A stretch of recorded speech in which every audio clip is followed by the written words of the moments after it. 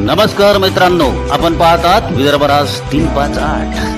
2 वर्षामध्येच आपल्याला काम करता आलं आणि त्यानंतर कोरोना आला आणि कोरोनामधले ते 3 वर्ष कशी गेली ही तुम्हाला आम्हाला माहीत आहे। आई बापाला धरीत नव्हते, मूल आई लेकाला धरत नव्हती आणि कोणी कोणापुढे थांबत नव्हतं। इतकी बिकट परिस्थिती या जगात आपण पाहिली आहे आणि या कोरोनामध्ये मोठा संपर्क तुटला गेला आणि या संपर्क तुटल्यामुळे पुढचे 7 वर्ष आपला संपर्क राहिला नाही।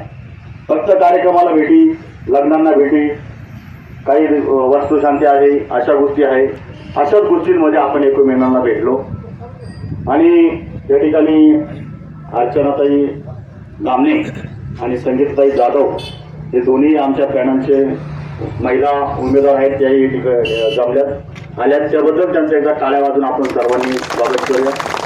अमोलजी जाधव पण आहेत। विषय मित्रांनो असा आहे की ह्या 9 वर्षामध्ये अनेक वेळेस अनेक गोष्टी घडल्या। आता सांगितलं की कचरा डेपो इथं,